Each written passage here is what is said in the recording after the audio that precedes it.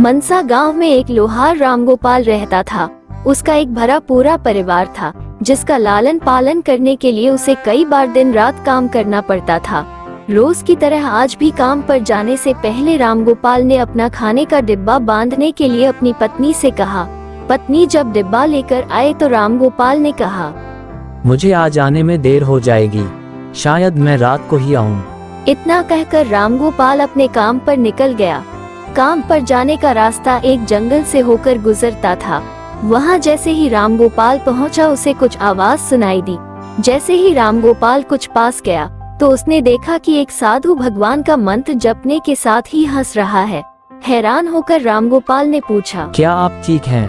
उस साधु को रामगोपाल नहीं जानता था, लेकिन साधु ने एकदम से उसका नाम लेकर कहा, आओ रामगोपाल बेटा, मैं तुम्हारा ही इंतजार कर रहा था। मैं भूखा हूँ, मुझे अपने खाने के डिब्बे से कुछ खिला दो। बाबा से अपना नाम सुनकर रामगोपाल हैरान था, लेकिन उसने कोई सवाल नहीं किया और सीधा अपना खाने का डिब्बा निकालकर उन्हें दे दिया। देखते ही देखते बाबा ने रामगोपाल का सारा खाना खा लिया। उसके बाद उस साधु ने कहा, बेटा मैं तो सारा खाना खा गया, अब तुम क्या खाओगे? मुझे माफ करना। कोई बात नहीं बाबा, मैं काम के लिए बाजार जा रहा हूँ, तो मैं वहीं कुछ खा लूँगा। ये सुनकर उस साधु ने रामगोपाल को खूब आशीर्वाद दिया और भेंट के तौर पर एक तलवार दे दी। रामगोपाल ने कहा, आपका आशीर्वाद काफी है, मैं इस तलवार का क्या करूँगा, इसे आप ही रखिए। साधु ने जवाब देते हुए कहा, बेटा यह मामूली तलवार नहीं है, ये जादुई तलवार जो मेरे गुरु ने मुझे दिया था और अब मैं तुझे दे रहा हूँ, क्योंकि तुम्हारा दिल साफ है। इसका इस्तेमाल अच्छे कामों के लिए ही करना और किसी दूसरे के हाथ में इसे कभी मत देना। कहकर वो बाबा वहाँ से अदृश्य हो गए। रामगोपाल अपने हाथों में तलवार लेकर बाजार काम करने के लिए चला गया। औजार बनाने से पहले उसके दिमाग में आया कि आज इसी तलवार से लोहा पीटता हूँ। जैसे ही उसने लोहे पर तलवार से चोट मारी, वो सीधा औजार बन गया। दूसरी चोट में लोहे के बर्तन बन गए। रामगोपाल समझ गया कि यह सही में जादुई तलवार है। वो जो बनाने की सोच के साथ लोहे पर चोट मारता, लोहा सीधा वही बन जाता। जादुई तलवार की वजह से रामगोपाल का काम जल्दी खत्म हो गया और वो अपने साथ ही उस जादुई तलवार को घर ले गया।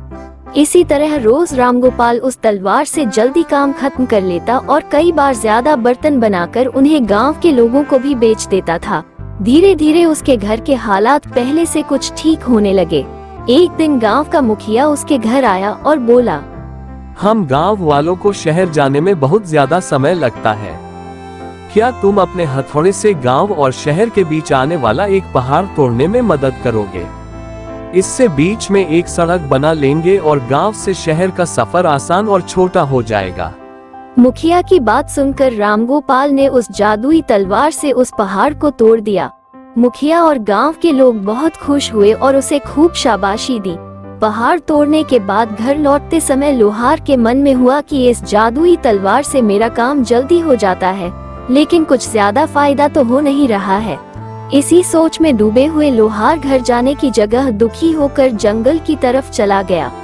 उस जंगल में वही साधु बाबा लोहार को दोबारा दिखा। लोहार ने उन्हें अपने मन की सारी बातें बता दी।